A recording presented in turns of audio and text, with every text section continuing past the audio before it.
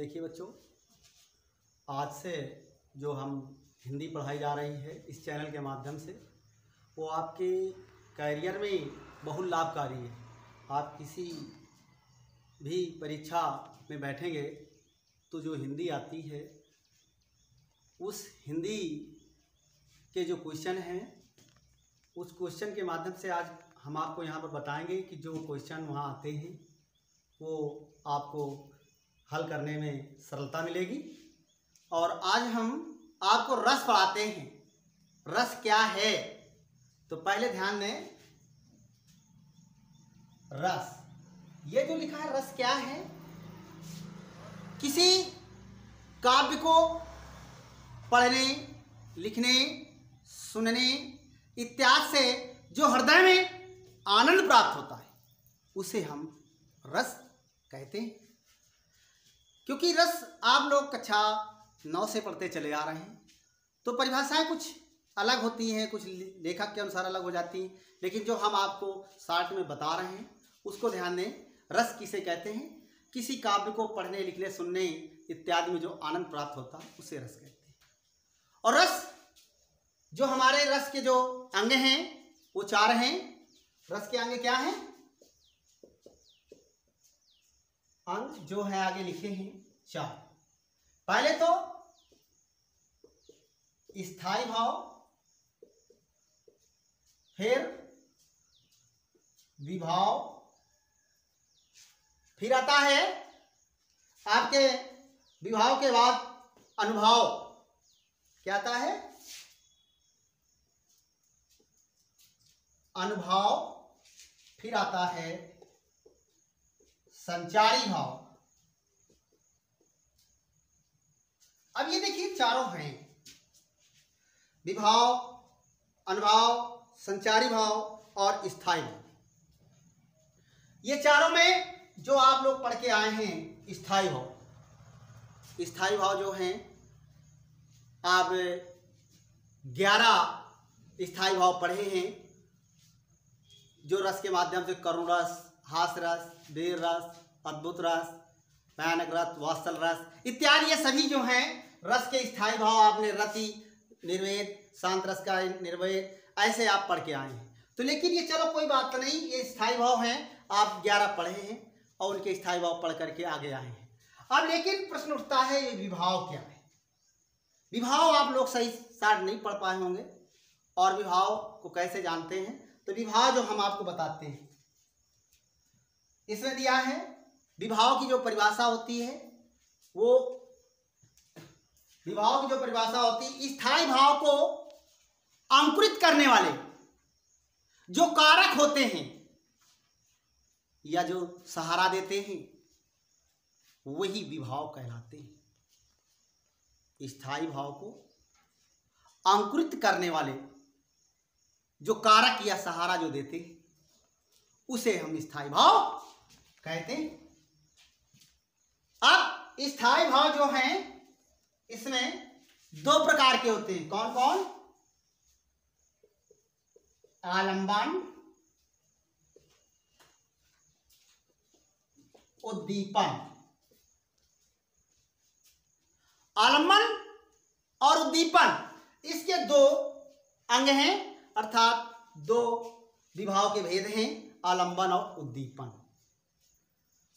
बच्चों बहुत अच्छे ढंग से समझना कि आलंबन और उद्दीपन होता क्या है। तो देखिए,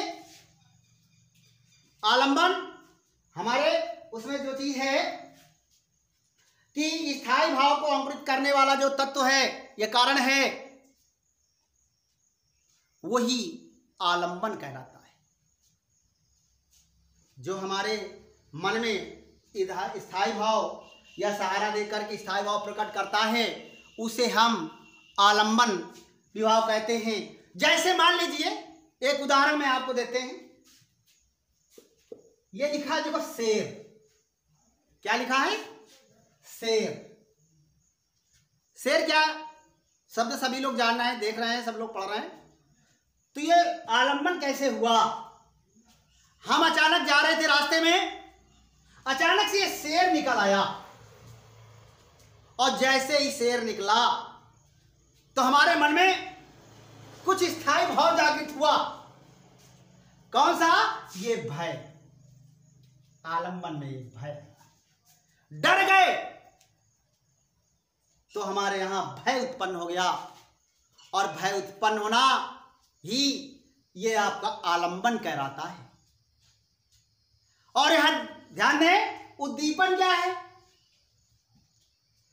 उद्दीपन की परिभाषा है कि जब हमारे मनोभावों को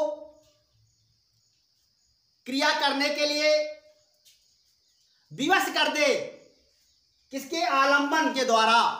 यह आलंबन जो शेर आया है, शेर कुछ क्रिया या मुंह खोलता है, उसके बाद हम या आप व्यक्ति कोई भी होता है तो उसके क्रिया के द्वारा हम लोग भी क्रिया करने लगते हैं, जैसे चिल्लाना, भागना इत्यादि। तो हम एक तरीके से उद्दीपन को कह सकते हैं, मुंहखोटे या बाहरी से ले लेते हैं, या हम जो क्रिया करना शुरू करते हैं उसे ही हम इसको उद्दीपन कहते हैं।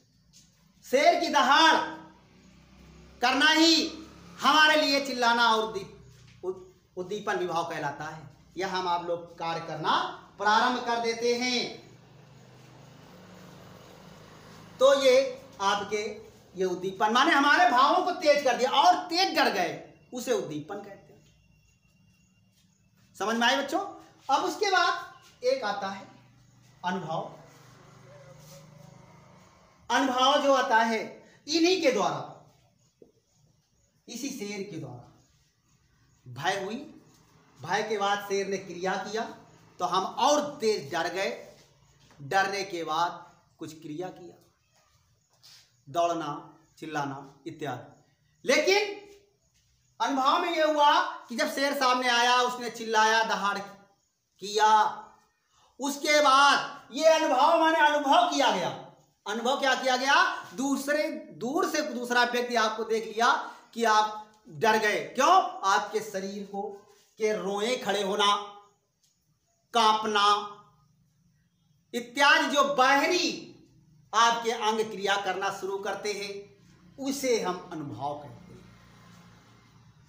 और ऐसे संचारी जो भाव हैं वो हर्ष, विषाद, जड़ता, मूर्खता अर्थात ये जितने भी हैं ये संचारी भाव 33 बताए गए हैं। आचार्यों ने इनकी संख्या कितनी बताई? 33 बताई है। इसको बिल्कुल याद रखना है कि 33 संख्या बताई है। तो लेकिन अनुभव और विभाव को जो हम आपको बता रहे हैं ध्यान दें। अच्छा, दूसरा इसी में एक और देखते हैं कि अगर इससे समझ में ना आवे शेर से तो दूसरा कर देते हैं।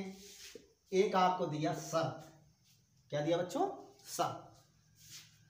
रास्ते रास्ते आप जा रहे थे विवाह में, सर्प अचानक निकल आया। सर्प निकलने के कारण हमारे हृदय में एकदम भय उत्पन्न हुआ, और जैसे भय उत्पन्न हुआ तो भय ये लिख दिया गया पहले से, तो भय उत्पन्न होना ही हमारा आलंबन कहलाता है। और सांप की फुसकार अगर हुई तो हम और तेज डर गए, भागे नहीं और तेज डर गए। तो जब डर गए तो यहां उद्दीपन, हमारे जो मन में भय था वो थोड़ा तीव्र हुआ, और तीव्र होने के कारण फिर जब आता है अनुभव, ये शब्द जो आता है अनुभव, तो हमारे मन के जो भाव हैं वो अनुभव दूसरा व्यक्ति करने लगता है। अगर ये सर्प फुसकार मार करके हमारी तरफ जब दौड़ लेता है तो हमारे शरीर के क्या होंगे?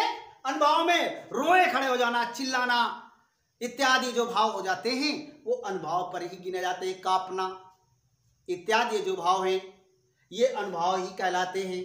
तो बच्चे देखो, आज आपको हम रस बताए, परिभाषा, रस के अंग हो गए स्थायी भाव, विभाव, अनुभव और संचारी भाव। संचारी भाव की संख्या पुनः ध्यान दें 33 होती है, आचार्यों ने बताया। स्थायी भाव जो होते हैं रसों से 11 और उन्हीं के स्थायी भाव भी 11 कहलाते हैं।